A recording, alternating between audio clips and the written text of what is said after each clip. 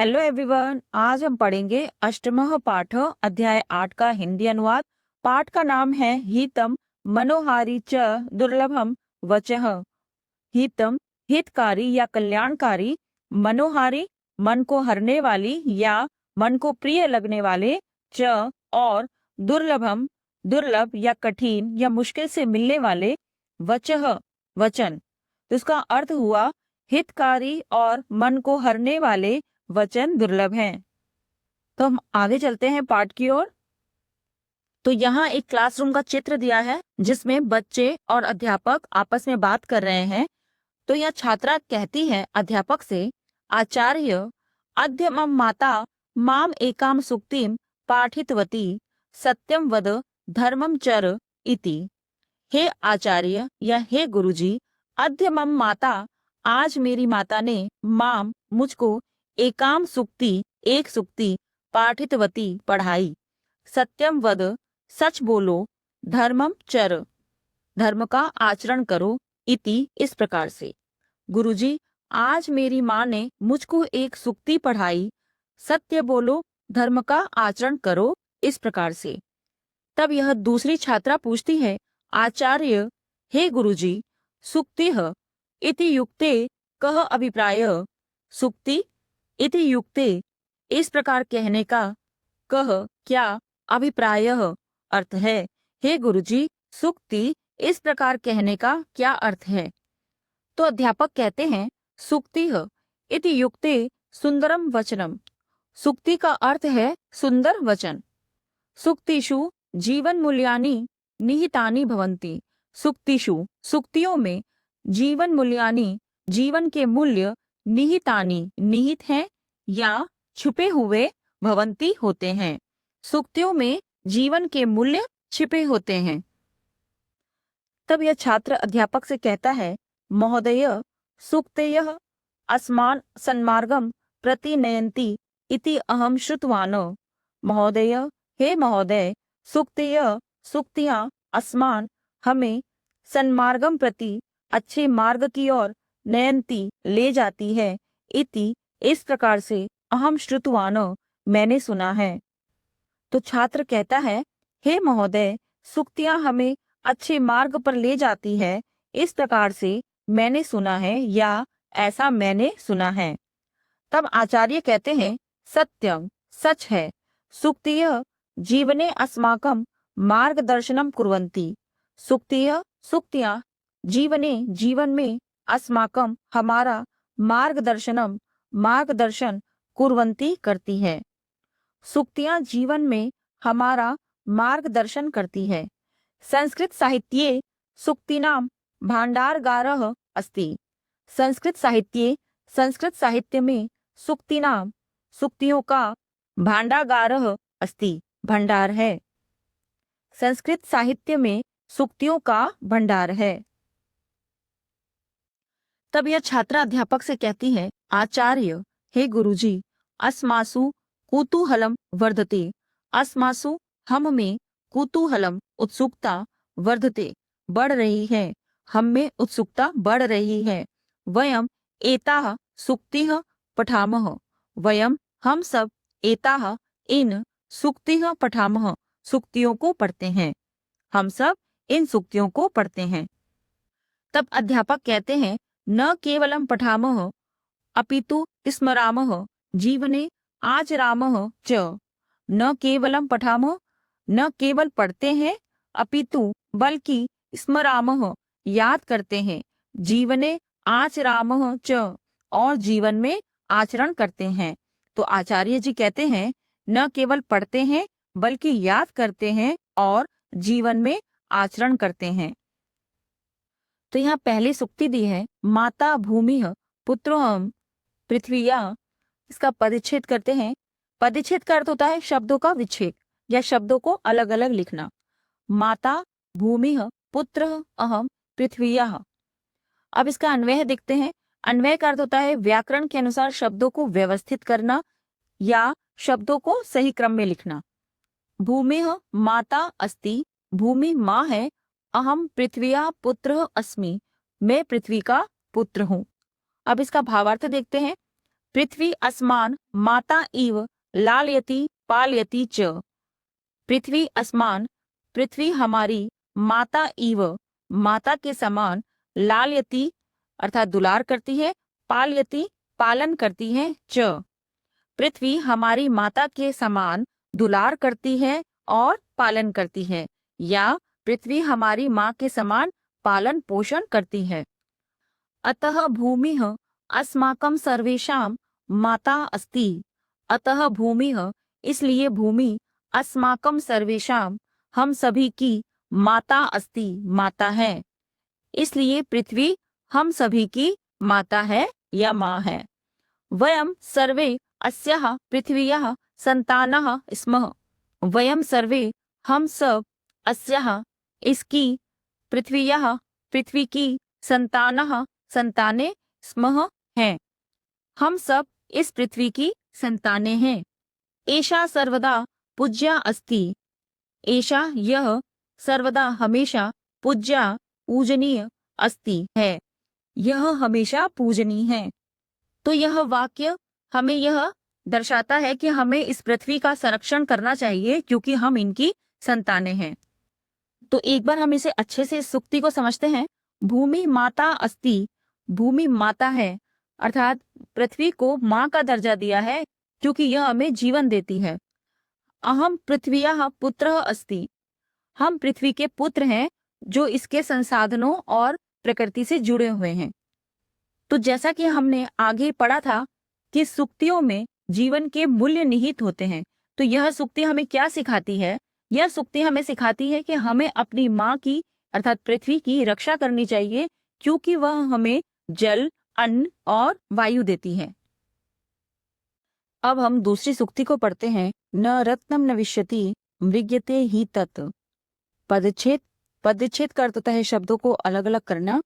न रत्नम अन्विष्यति मृग्यते ही तत्। अब अन्वय, अन्वय का अर्थ होता है शब्दों को सही क्रम में लिखना। रत्नम न अन्विष्यति तत् मृग्यते ही। रत्नम, रत्न, न, नहीं, अन्विष्यति, ढूंढता है या खोजता है, तत्, वह, मृग्यते, ढूंढा जाता है या खोजा जाता है, ही, क्योंकि। तो इसका अर्थ हुआ रत्न नहीं ढूंढता है क्योंकि वह ढूंढा जाता है, या रत्न नहीं खोजता है क्योंकि वह खोजा जाता है। तो हम इसका भावार्थ देखते हैं। हीरकादीनि रत्नानि ग्राहकस्य अन्वेषणं न कुर्वन्ति, अपि तु ग्राहकाः एव रत्नानाम् अन्वेषणं कुर्वन्ति। हीरकादीनि रत्नानि, हीरे आदि रत्न, ग्राहकस्य, ग्राहक की, अन्वेषणं, खोज, न कुर्वन्ति, नहीं करते हैं। हीरे आदि रत्न ग्राहक की खोज नहीं करते हैं या हीरे आदि रत्न ग्राहक को नहीं ढूंढते हैं। अपितु ग्राहकाः एव रत्नानाम् अन्वेषणं कुर्वन्ति, अपितु बल्कि ग्राहकाः एव, ग्राहक ही, रत्नानाम, रत्नों की, अन्वेषणम, खोज, कुर्वन्ति, करते हैं।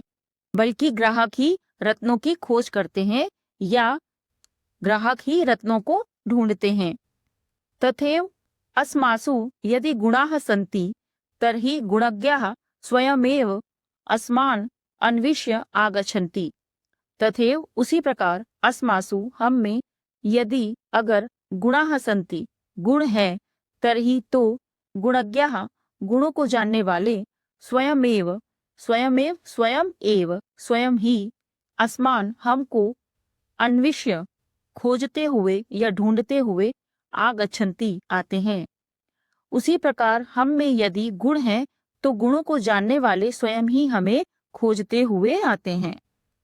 यहाँ रत्न का तात्पर्य किसी गूढ़ी व्यक्ति या कीमती वस्तु से है, जिसे हम एक उदाहरण के माध्यम से समझते हैं।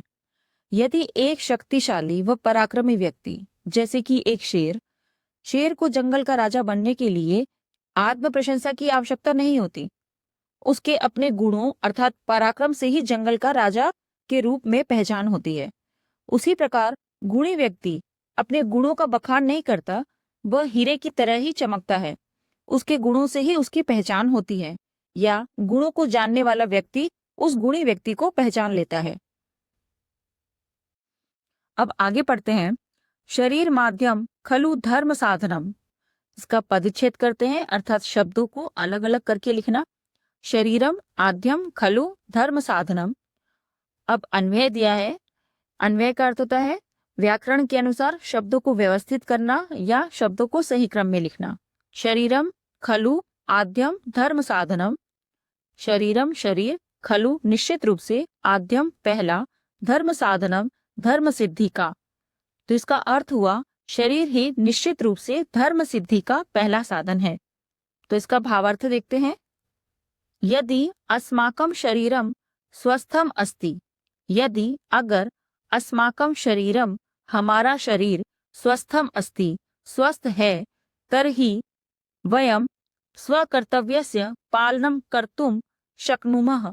तर्हि तो वयम हम सब स्वकर्तव्यस्य स्व अपने कर्तव्यस्य कर्तव्य का पालनम पालन कर्तुम करने के लिए शक्नुमः सक्षम है। तो हम सब अपने कर्तव्य का पालन करने में सक्षम है या तो हम सब अपने कर्तव्यों का पालन कर सकते हैं। अतः अस्माभिः स्वशरीरस्य रक्षा सर्वथा करणीया। अतः इसलिए अस्माभिः हमारे द्वारा स्वशरीरस्य अपने शरीर की रक्षा सर्वथा हर तरह से करणीया करनी चाहिए। इसलिए हमारे द्वारा अपने शरीर की रक्षा हर तरह से करनी चाहिए। यतः शरीरम एव धर्मपालस्य प्रथमम साधनम अस्ति। यतः क्योंकि शरीरम एव शरीर ही धर्मपालस्य धर्म पालन का या कर्तव्य पालन का प्रथम साधनम अस्ति पहला साधन है। क्योंकि शरीर ही धर्म पालन का पहला साधन है, क्योंकि वास्तव में शरीर ही सभी धर्मों को अर्थात कर्तव्यों को पूरा करने का पहला साधन है। इसलिए हमें अपने शरीर की रक्षा करनी चाहिए, उसे स्वस्थ रखना चाहिए। तो हम आगे पढ़ते हैं। क्षणशः कणशः चैव विद्यामर्थम च साधयेत्। अब इसका पदच्छेद करते हैं। क्षणशः कणशः च एव विद्याम अर्थम च साधयेत्। अब इसका अन्वय करते हैं। क्षणशः एव विद्याम कणशः एव अर्थम च साधयेत्। क्षणशः प्रत्येक पल में, एव ही, विद्याम विद्या, कणशः एव प्रत्येक कण में ही, अर्थम धन, च और, साधयेत् अर्जन करना चाहिए। तो इसका अर्थ हुआ प्रत्येक पल में ही विद्या और प्रत्येक कण में ही धन प्राप्त या अर्जन करना चाहिए। तो इसका भावार्थ देखते हैं। ज्ञानम प्राप्तुम समयस्य निरंतरम उपयोगः करणीय। ज्ञानम प्राप्तुम ज्ञान प्राप्त करने के लिए समयस्य समय का निरंतरम लगातार उपयोगः करणीय उपयोग करना चाहिए। ज्ञान प्राप्त करने के लिए समय का निरंतर उपयोग करना चाहिए। एकस्य अपि क्षणस्य नाशः न करणीय। एकस्य अपि एक भी क्षणस्य पल को नाशः नष्ट न करणीय नहीं करना चाहिए। एक भी पल को नष्ट नहीं करना चाहिए। एवं एव यदि कोऽपि धनस्य संग्रहं कर्तुम इच्छति। एवं एव इसी प्रकार, यदि अगर कोऽपि कोई भी धनस्य धन का संग्रह या इकट्ठा कर्तुम इच्छति करना चाहता है या करने के लिए इच्छा रखता है, तर्हि तो सह निरंतरम वह लगातार रुपयकस्य रुपये का संग्रह या इकट्ठा कुर्यात करें। इसी प्रकार यदि कोई भी धन को इकट्ठा या संग्रह करने के लिए इच्छा रखता है या धन का संग्रह करना चाहता है, तो वह निरंतर रुपये का संग्रह करे। इसलिए कहा जाता है क्षण त्यागे कुतो विद्या, कण त्यागे कुतो धनम। तो इसका अर्थ है क्षण को त्यागने से विद्या कहाँ, कण को त्यागने से धन कहाँ। अर्थात जो व्यक्ति क्षण या समय को व्यर्थ गवाता है उसे विद्या कैसे प्राप्त हो सकती है, और जो व्यक्ति कण अर्थात छोटे छोटे धन को त्याग देता है उसे धन कैसे मिल सकता है। इसलिए यह सूक्ति हमें सिखाती है कि विद्या प्राप्त करने के लिए हर क्षण का प्रयोग करना चाहिए, हर क्षण का सदुपयोग करना चाहिए और धन कमाने के लिए प्रत्येक छोटे छोटे अर्थात एक एक रुपए को बचाना चाहिए। अब अगली सूक्ति है, सुखार्थिनः कुतो विद्या कुतो विद्यार्थिनः सुखम। अब इसका पदच्छेद करते हैं, शब्दों को अलग अलग करना। सुखार्थिनः कुतः विद्या कुतः विद्यार्थिनः सुखम। अब इसका अन्वय देखते हैं, शब्दों को सही क्रम में लिखना। सुखार्थिनः विद्या कुतः भवेत। सुखार्थिनः सुख चाहने वाले को, विद्या कुतः विद्या कहाँ से, भवेत हो सकती है या होती है। विद्यार्थिनः विद्या चाहने वाले को, सुखम कुतः सुख कहाँ से, भवेत प्राप्त हो सकता है या होता है। तो इसका अर्थ हुआ सुख चाहने वाले को विद्या कहाँ से मिल सकती है और विद्या चाहने वाले को सुख कहाँ से मिल सकता है। अर्थात ज्ञान और आराम ये दोनों एक साथ संभव नहीं है, एक को पाने के लिए दूसरे का त्याग करना ही पड़ता है।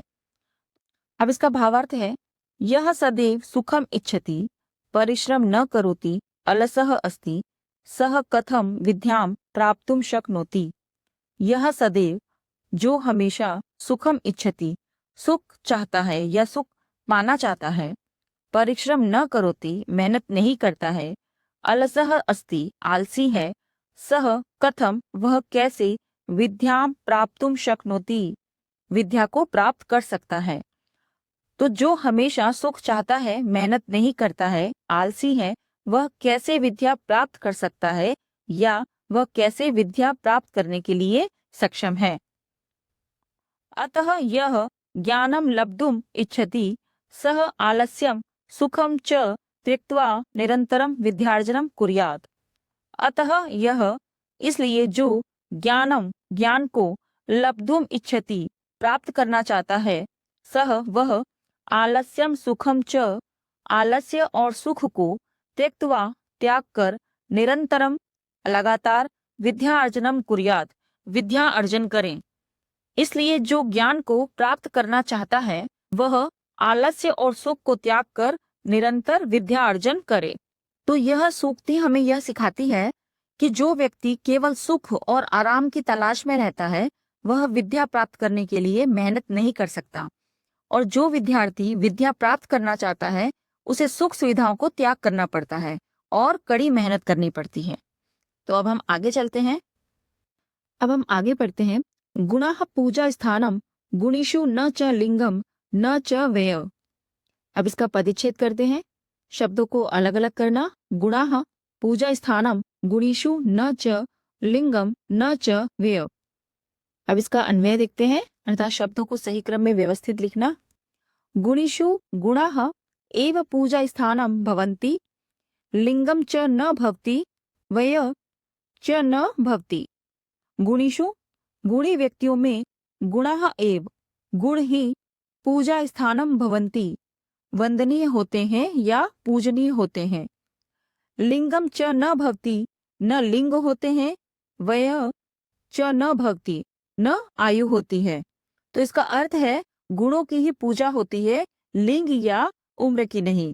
अर्थात किसी व्यक्ति की प्रशंसा या पूजा उसके गुणों के आधार पर होनी चाहिए, न कि उसके लिंग के, अर्थात कि वह स्त्री है या पुरुष, और न ही उसके उम्र के आधार पर कि वह बच्चा है या बूढ़ा। तो अब इसका भावार्थ देख लेते हैं। भावार्थ, गुणानाम सर्वदा एव आदरः भक्ति। गुणानाम गुणों का सर्वदा एव हमेशा ही आदरः भक्ति आदर होता है, गुणों का हमेशा ही आदर होता है। गुणवान जनः पुरुषः स्त्री वा भवेत्। गुणवान जनः गुणी व्यक्ति पुरुषः स्त्री वा पुरुष या स्त्री भवेत् हो। तो इसका अर्थ हुआ गुणी व्यक्ति पुरुष या स्त्री हो। बालः वृद्ध वा भवेत्। बालः बच्चा या बूढ़ा हो। सह सर्वदा पूजनीय एव भवति। सह वह सर्वदा हमेशा पूजनीय एव पूजनीय ही भवति होता है, वह हमेशा पूजनीय ही होता है। आदरस्य कृते लिंगम आयु वा महत्वपूर्णम न भवति।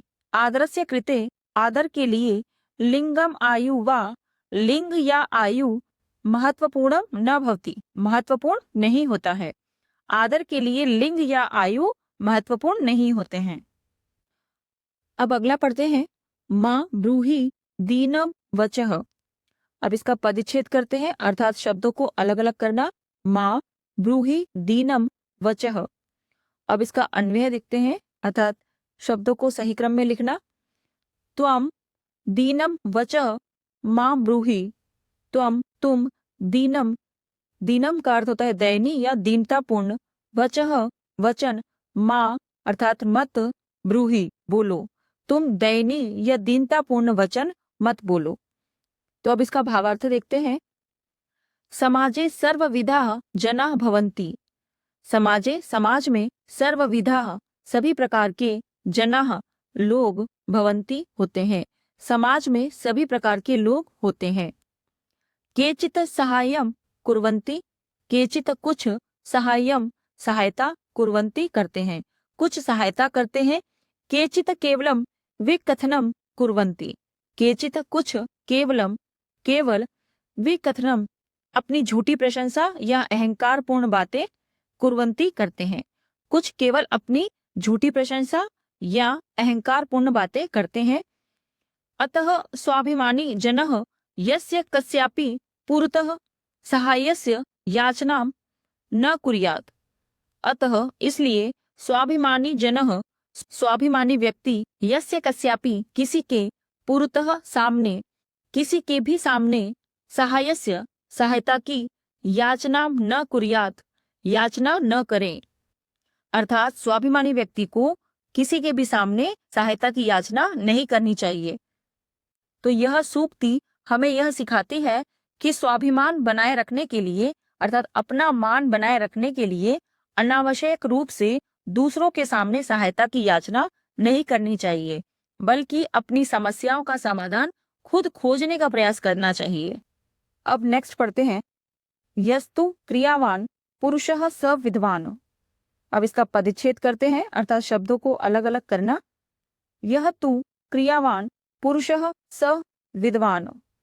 अब इसका अन्वय देखते हैं, अर्थात शब्दों को सही क्रम में लिखना। यह तु क्रियावान पुरुषः स विद्वान भवति। इसका अर्थ है, यह तु क्रियावान पुरुषः, जो मनुष्य या जो पुरुष कर्मशील है, सह विद्वान भवति, वह ज्ञानी होता है, वह विद्वान होता है। यहाँ पर क्रियावान पुरुष का तात्पर्य उस व्यक्ति से है जो हाथ पर हाथ रखकर नहीं बैठता है, बल्कि अपने ज्ञान के आधार पर कर्म करता है और सही कर्म करता है। तो अब इसका भावार्थ देखते हैं। भावार्थ, अर्जितस्य ज्ञानस्य जीवने आचरणेन व्यवहारे च प्रयोगेण ही मनुष्यः वास्तविकः विद्वान भवति, न तु केवलम अध्ययनेन। अर्जितस्य ज्ञानस्य, अर्जित किए गए ज्ञान का या प्राप्त किए गए ज्ञान का जीवने जीवन में, आचरणेन आचरण से, व्यवहारे च और व्यवहार में, प्रयोगेण ही प्रयोग से ही, मनुष्य वास्तविकः विद्वानः भवति, असली विद्वान होता है या वास्तविक विद्वान होता है। न तो केवल अध्ययनेन पढ़ाई करने से, प्राप्त किए गए ज्ञान का जीवन में आचरण से और व्यवहार में प्रयोग से ही मनुष्य वास्तविक ज्ञानी या विद्वान होता है, न तो केवल पढ़ाई करने से। अर्थात कोई व्यक्ति ज्ञानी या विद्वान तब तक नहीं कहलाता जब तक वह अपने ज्ञान का प्रयोग अपने जीवन में नहीं करता। विद्या अनुकूल कर्मणा विना व्यर्था भवति। विद्या अनुकूल कर्मणा, अनुकूल कर्म विना के बिना व्यर्था भवति, व्यर्थ होती है। विद्या अनुकूल कर्म के बिना व्यर्थ होती है। जैसे कि कोई व्यक्ति है, वह बीमार है और उसे पता है कि स्वस्थ रहने के लिए व्यायाम करना चाहिए, लेकिन वह कभी भी व्यायाम नहीं करता है, तो वह ज्ञान उसके किसी काम का नहीं है। तभी कहा गया है, ज्ञानम भारः क्रियाम बिना। ज्ञानम भारः, ज्ञान भारः बोझ है, क्रिया बिना, बिना क्रिया के, बिना कर्म के। अर्थात कर्म के बिना ज्ञान बोझ होता है। अर्थात जो व्यक्ति जानता है और करता भी है, वही असली ज्ञानी या विद्वान है। अब नेक्स्ट पढ़ते हैं शीलम परम भूषणम। अब इसका पदच्छेद करते हैं, अर्थात शब्दों को अलग अलग करना। शीलम परम भूषणम। अब इसका अन्वय देखते हैं, अर्थात शब्दों को सही क्रम में लिखना। शीलम परम भूषणम अस्ति। शीलम अर्थात चरित्र, परम सर्वश्रेष्ठ, भूषणम आभूषण, अस्ति है। इसका अर्थ हुआ चरित्र ही सबसे बड़ा आभूषण है। अब इसके भावार्थ को देखते हैं। मनुष्यस्य आचरणम एव श्रेष्ठम आभूषणम अस्ति। मनुष्यस्य आचरणम, मनुष्य का आचरण या व्यवहार, एव ही श्रेष्ठम उत्तम, आभूषणम अस्ति आभूषण है। मनुष्य का आचरण या व्यवहार ही उत्तम आभूषण है। सदाचारम विना अन्ये गुणाः निरर्थकाः भवन्ति। सदाचारम विना, अच्छे आचरण के बिना, अन्य गुणाः दूसरे सभी गुण, निरर्थकाः व्यर्थ, भवन्ति होते हैं।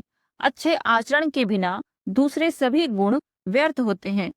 तो यह सूक्ति हमें यह सिखाती है कि मनुष्य का स्वभाव, उसका चरित्र, आचरण, चाल चलन, उसका अच्छा और उत्तम व्यवहार ही उसके गहने हैं। अब नेक्स्ट पढ़ते हैं हीतम मनोहारी च दुर्लभम वचः। अब इसका पदच्छेद करते हैं, अर्थात शब्दों को अलग अलग करना। हीतम मनोहारी च दुर्लभम वचः। अब इसके अन्वय को देखते हैं, अर्थात शब्दों को सही क्रम में लिखना। हीतम मनोहारी च वचः दुर्लभम भवति। हीतम हितकारी या कल्याणकारी, मनोहारी मन को हरने वाली या मन को प्रिय लगने वाले, च और वचः वचन या बातें, दुर्लभम भवति दुर्लभ होते हैं। हितकारी और मन को हरने वाले वचन दुर्लभ होते हैं। इसका मतलब है ऐसी बातें या वचन का मिलना बहुत मुश्किल है जो किसी के लिए फायदेमंद भी हो और सुनने में अच्छी भी लगे। तो इसका भावार्थ देखते हैं। केचन हितकारकम वचनम वदन्ति किंतु तत् कठोरतया वदन्ति। केचन कुछ हितकारकम हितकारी या कल्याणकारी वचनम वदति वचन बोलते हैं, किंतु लेकिन तत् वह कठोरतया कठोरता से वदंती बोलते हैं। कुछ हितकारी या कल्याणकारी वचन बोलते हैं लेकिन वह कठोरता से बोलते हैं। केचन मनोरंजकम वाक्यम वदन्ति किंतु तत् हितकारकम न भवति। केचन कुछ मनोरंजकम मनोरंजन करने वाले या मन को बहलाने वाले वाक्यम वदन्ति वाक्य बोलते हैं, किंतु लेकिन तत् वह हितकारकम न भवति हितकारी नहीं होते हैं, अर्थात वह हमारे भले के लिए नहीं होते हैं। तादृशम वचनम दुर्लभम भवति। तादृशम उस प्रकार के या उस जैसे, वचनम दुर्लभम भवति वचन दुर्लभ होते हैं या कठिनाई से मिलते हैं। यत हितकारकम अपि स्यात् मनोरमम अपि स्यात्। यत जो हितकारकम अपि स्यात् हितकारी भी हो, मनोरमम अपि स्यात् और मनोरमम अर्थात मन को प्रिय लगने वाले, या मनोरम अपि भी स्यात् हो और मन को प्रिय लगने वाली भी हो। तो ये था हमारा अष्टमः पाठ हितम मनोहारी च दुर्लभम वचः का हिंदी अनुवाद। इसके नेक्स्ट वीडियो में इसके अभ्यास कार्य को करेंगे।